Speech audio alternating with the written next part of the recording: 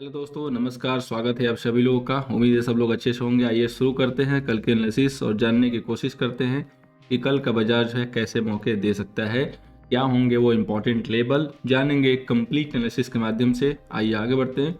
सबसे पहले दोस्तों हम लोग बात करेंगे निफ्टी की। निफ्टी के ऊपर अगर आपने देखा होगा तो फर्स्ट में आपको अच्छा खासा करेक्शन दिखा, जिसका फायदा हमने पुट को बाई करके दिया था। 17,350 के पी हमने आपको 77 से 81 के बीच में दी थी और उसका हाई 104 के करीब लगा और बिल्कुल एग्जैक्ट टॉप पे हमने आपको बोला कि आप अपना पहला टारगेट यहाँ पे बांध लीजिए, इसको ले लीजिए। इसके बाद मार्केट वहीं जो है डे का सपोर्ट बना के ऊपर निकल गया, बिल्कुल पिन पॉइंट जहाँ से हमने आपको बाई दिया वहां से चलना स्टार्ट किया, जहां पे बुक दिया वहीं जो है हाई लगा। उसके बाद से कहीं जाए हमें उससे कोई फर्क नहीं पड़ता है। बैंक निफ्टी पे एक लेवल था जहां से पहली बार जो है एक रिट्रेसमेंट लिया, जो कि था 40,700 का लेवल। और मैंने आपको चैनल पे भी सजेस्ट किया था फर्स्ट हाफ में कि यहाँ से एक अगर मार्केट नहीं निकलता है 725 के ऊपर तो एक करेक्शन छोटा मोटा बन सकता है। वहां से 100-150 पॉइंट की मूव भी मिली, तो दोनों पे हमें अच्छे खासे जो है छोटे मोटे ट्रेड मिले। इसके बाद 1220 के करीब हमने स्पॉट कर लिया था कि बैंक निफ्टी जो है यहाँ से ऊपर निकलने के लिए रेडी है। निफ्टी पे हालांकि बाय व्यू नहीं था, कल भी नहीं है क्योंकि निफ्टी वीक दिख रही है। बैंक निफ्टी के सामने देखा जाए तो निफ्टी में कोई दम खम नहीं है, तो जहाँ पे दम ना हो वहाँ पे एंट्री लेने से कोई फायदा नहीं है, क्योंकि अगर थोड़ी सी भी पोजीशन गलत जगह पे बनेगी तो प्रॉफिट नहीं होगा। हो सकता है कि लॉस भी ना हो लेकिन प्रॉफिट के चांसेस भी कम रहेंगे। तो आइए सबसे पहले शुरू करते हैं बैंक निफ्टी से। बैंक निफ्टी का दोस्तों यहाँ पे जो रेजिस्टेंस है वो है 41,134 का और जो आपका सपोर्ट है वो है 40,475 का।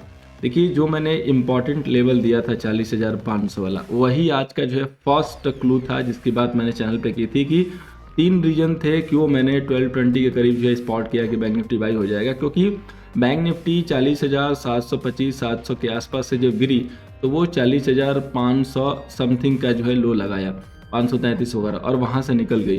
तो पहला मैसेज यही था कि जब तक 40,500 नहीं तोड़ेगा हम लोअर लेवल पे सेल नहीं करेंगे, मैंने कल भी बताया था, और कॉन्ट्रा ही काम करेंगे। ऊपर गया, हमें दिखा कि रेजिस्टेंस ले रहा है, सो सेल दिया, और 40,500 के पास दिखा कि यहाँ पे सपोर्ट ले रहा है। सो यही व्यू था यहाँ पे, यही रीजन था कि यहाँ से जो हमें बाई दिखा। आज के 3 रीजन में से एक रीजन था, तो बाकी जो 2 रीजन है वो थोड़ा हिडन है, सो हम उसको सोशली शेयर नहीं कर सकते हैं। तो कल हमें किस हिसाब से ट्रेड करने होंगे, तो अगर आप एक मूव देख रहे हो तो पिछले के जो भी कंसोलिडेशन हुए हैं उसको निकालने के बाद बैंक निफ्टी चल तो रहा है लेकिन लड़खड़ाते हुए चल रहा है। अब ये किधर जाएगा इसकी डायरेक्शन तब तक नहीं मिलेगी जब तक कोई सॉलिड कैंडल, सॉलिड मूव ना मिले, जो कि एक बिल्कुल अच्छी वाली हो। अब यहाँ पे देखेंगे तो बहुत ही डेड कैंडल के साथ जो मार्केट मूव कर रहा है, तो पॉसिबल है कि कहीं भी ये लड़खड़ा सकता है, क्योंकि आप इस हिसाब से जा रहे हैं जिस हिसाब से कहीं बेस बनना मुश्किल दिख रहा है। जो बेस बन रहा है वो स्ट्रांग नहीं है। स्ट्रांग जो बेस बना है वो 40,000 पे बना है। 40,000 जो 500 का बेस है वो उतना स्ट्रांग नहीं है कि उसको होल्ड आउट करेगा।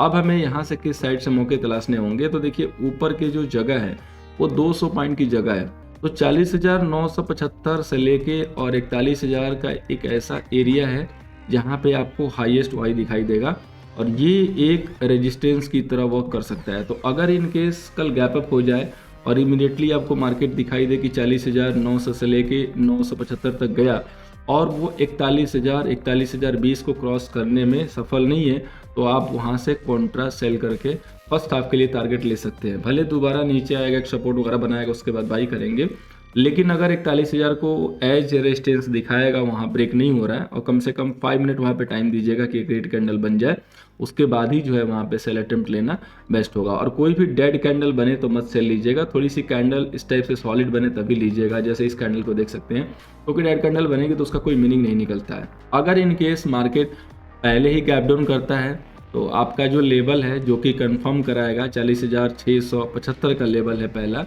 जो कि अगर in case market gap down करेगा तो 50-75 पॉइंट कर देगा। तो अगर 40,675 के नीचे निकलता है तो एटलीस्ट 40,500 के आसपास तक के लिए हम पहला सेल अटेम्प्ट ले सकते हैं। बाई कब करेंगे, जब 40,000 यहाँ से गैप डाउन करके 500 के पास आके और बिल्कुल आज की तरह दिखाए कि हाँ सपोर्ट ले रहा है, तो प्राइस एक्शन होने के बाद फिर हम 40,500 के पास ही टच करेंगे बाई के लिए। अपर लेवल पे बाई नहीं करना, याद रखिएगा, अपर लेवल पे बाई नहीं करना है। आपको दिखेगा कि मार्केट स्ट्रांग दिख रहा है, लेकिन अपर लेवल पे बाई करेंगे तो रिस्क बड़ा होगा, क्योंकि स्टॉप लॉस उस हिसाब से फिजिबल नहीं है।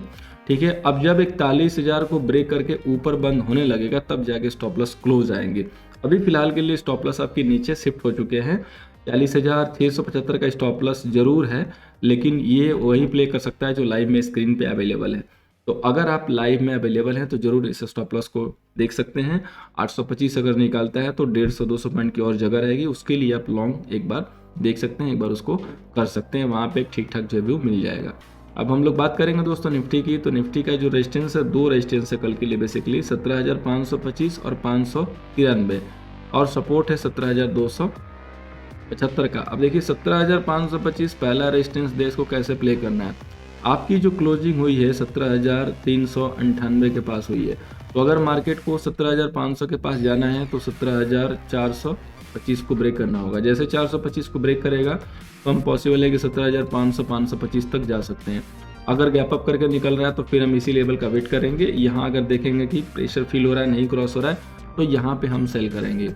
अगर उसको गिरना है तो 17,375 के नीचे वो खुलते ही फिसल जाएगा। अगर 17,375 के नीचे फिसला तो यहाँ से भी हम 420 का एसएल लगा के आराम से इसको जो है सेल कर सकते हैं। ये जो है ठीक ठाक यहाँ पे लेवल होगा। अगर बहुत ज़्यादा गैप डाउन खुलेगा तो चूंकि हमारा सपोर्ट बहुत नज़दीक में है जो कि 17,300 का है, जो कि कन्फर्मेशन आ जाएगी 17,275 और 285 के आसपास। तो अगर ये लेवल भी होल्ड होता है गैप डाउन के बाद तो वेट एंड वॉच करके जब 17,320 निकालने लगे तो हम यहाँ से बाय इनिशिएट भी कर सकते हैं। यहाँ पे मैसेज इस हिसाब से प्लेस्ड है दोस्तों कि अगर आप अपर लेवल पे बाई करोगे तो ट्रैप हो जाओगे, लोअर लेवल पे सेल करोगे तो भी ट्रैप हो जाओगे, क्योंकि आप हो मार्केट के मिड में।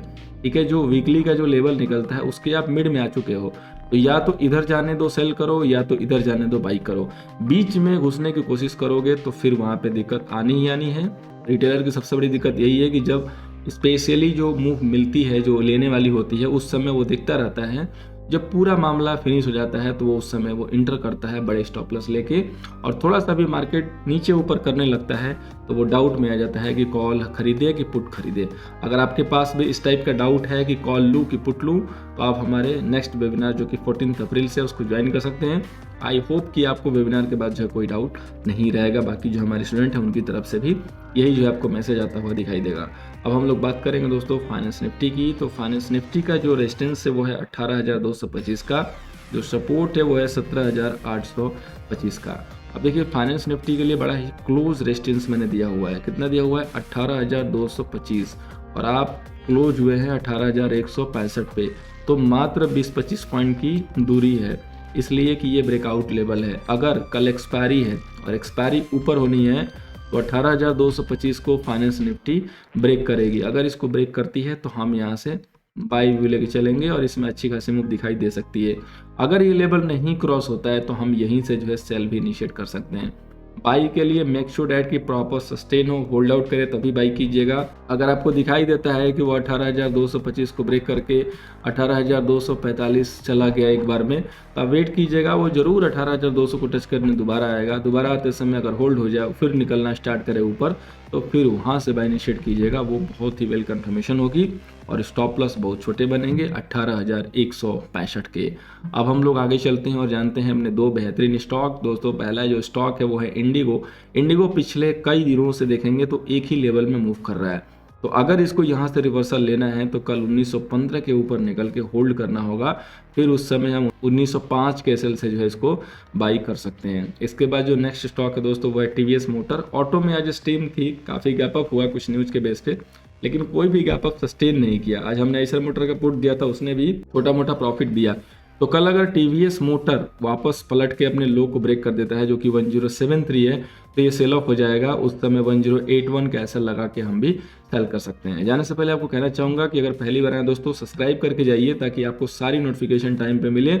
नोटिफिकेशन भी ऑन कर लीजिएगा ऑल करके, और टेलीग्राम पे नहीं है @NiftyView ID है, लिंक नीचे डिस्क्रिप्शन में मिल जाएगा, जरूर ज्वाइन कीजिए ताकि आज की जैसी लाइव कॉल थी वैसी कॉल आपको डेली मिले और उसका आप फायदा उठा सके, वो भी free of cost. Thank you so much for watching. मिलते हैं नेक्स्ट सेशन में। वीडियो पसंद आई हो लाइक एंड शेयर कीजिएगा।